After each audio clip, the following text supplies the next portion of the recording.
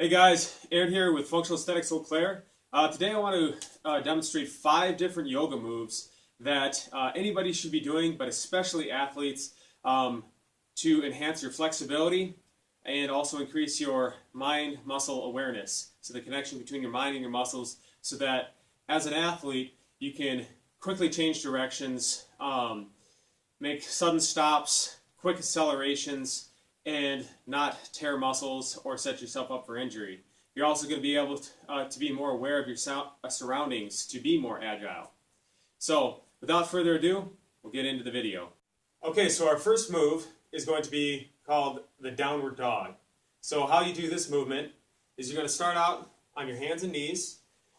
You're going to keep your hips over your knees and your shoulders stacked over your hands. Then you're going to move your hands forward, the length of your hands. So take your palm, move it up to where your fingertips are. You're going to have your toes rolled underneath, like mine are. And then you're going to raise your hips up towards the ceiling.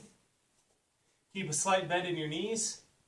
Try to push your heels down towards the mat.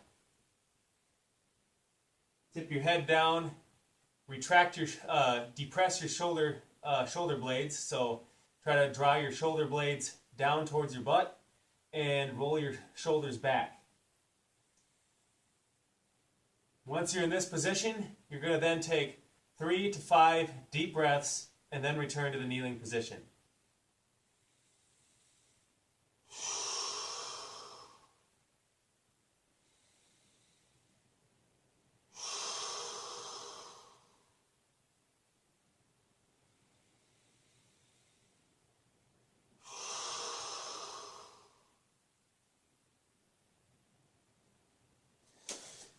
So this exercise is really good for building up endurance and stability in your shoulder joint. Works a lot of those little bit smaller muscles. If you're doing a lot of pressing movements, bench presses, shoulder presses, that kind of thing, your anterior deltoids tend to get very strong. This also helps to kind of release that, help to work the smaller muscles in the rotator cuff and the posterior section, also a little bit in the rhomboids.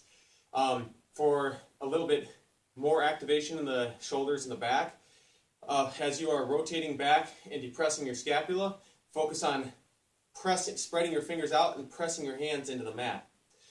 This exercise is also very good for increasing your, for improving squatting form, for like a back squat, because you're increasing the flexibility in your hamstrings and in your calves, as well as in your shoulder girdle, which will help you bring back and elevate the chest so you can get more oxygen in there for a better squat. Hamstrings released are going to help you get into a better position to get down lower.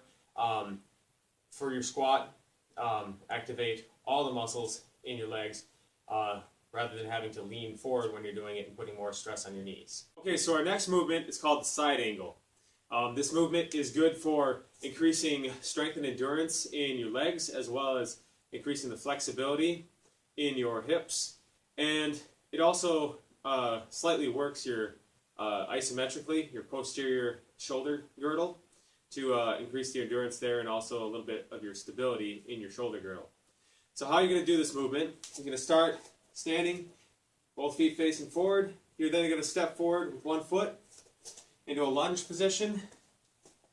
Then rotate your back foot out to about 45 degrees, keeping the other one going straight ahead. You're then going to lean down and breathe in as you do this until the same forearm of the front leg is on the inside of that knee. You're going to extend your arm up, rotate your chest out, open up your rib cage, and extend your hand towards the ceiling. From this position, you're going to then take about 5 deep breaths and then rotate over and do the other side.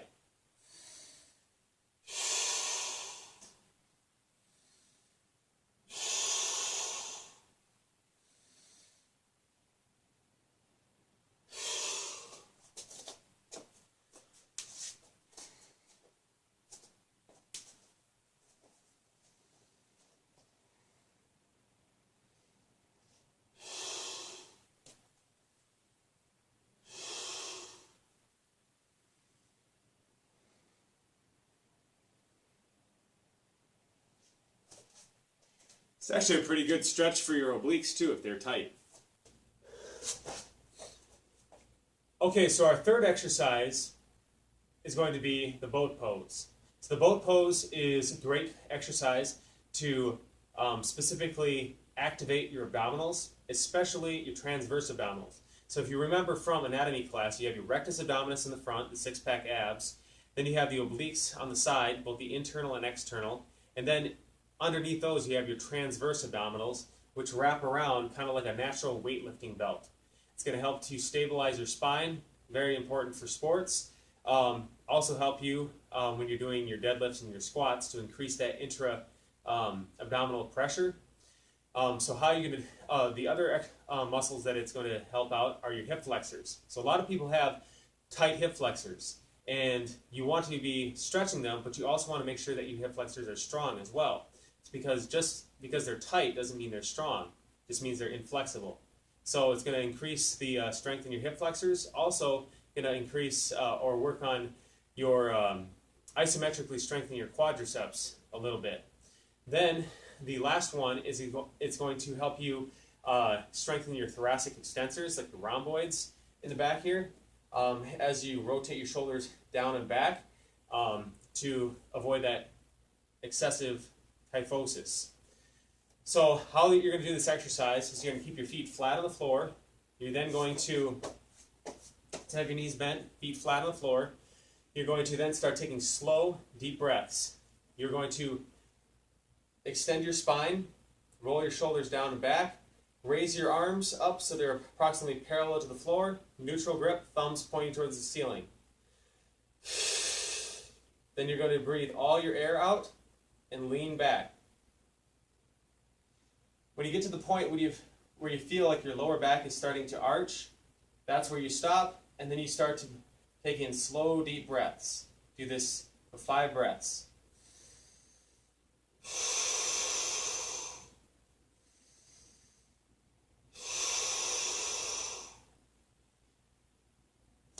And remember, as you're doing this, to make sure that your shoulders don't start to drift forward or your back starts to arch excessively. If it does, you're putting more stress on your lower back, and it's taking the focus off of the abdominals and the hip flexors. If you want to increase the degree of difficulty for this exercise, you can, as you're leaning back, raise your feet off the ground so that from your knee to your ankle is parallel to the floor. To further increase your difficulty level, you can do a full V-up, and then just hold it isometrically as you breathe. Okay, so now our fourth exercise is the pigeon pose. I'm not exactly sure why it's called the pigeon pose. If any of you guys can hazard a guess as to why it's called the pigeon, leave it in the comments below. But anyway, this exercise is great for keeping your hip flexors flexible, stretching the hip flexors. The last one we were strengthening, so maybe doing this one prior to doing the boat pose. Stretch out those hip flexors, then work on strengthening them. Depending on how you do this, you can also activate and work your glutes a little bit. It's also good for stretching your glutes. So the one side will be strengthening, the other side will be stretching.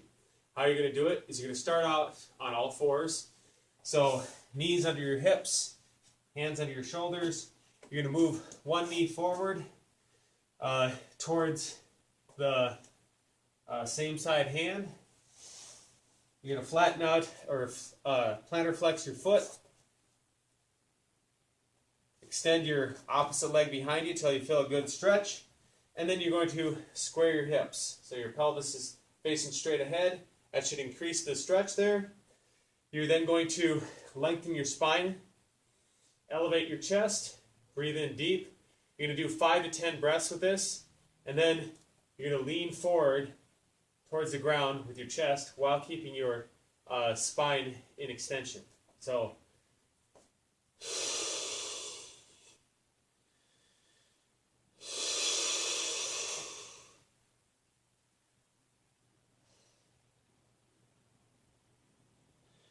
and then you'll switch and repeat it on the other side. So if you lean forward more, you're going to get more of a stretch in the glutes. If you elevate yourself more and press your hips down towards the ground, you're going to get more activation of the glutes. And switch, and repeat on the other side.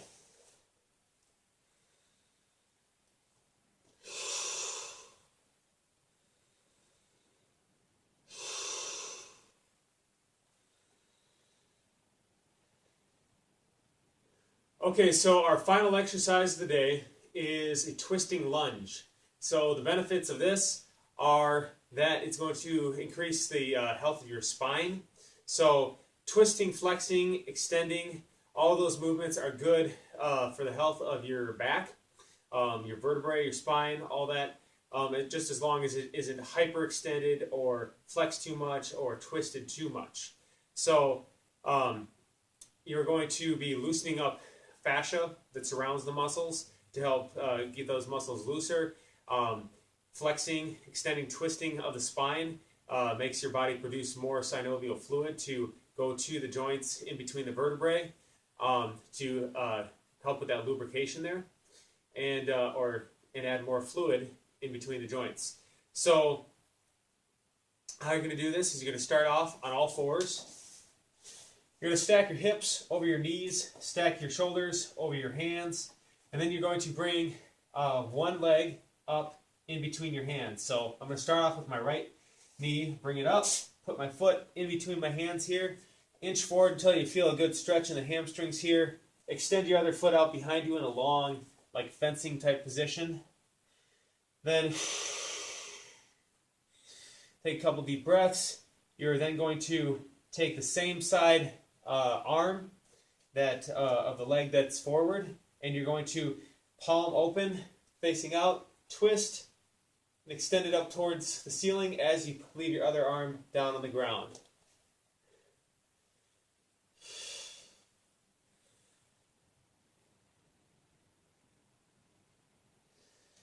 Then, after repeating that for about 5 breaths, you're going to then switch over and do it on the other side.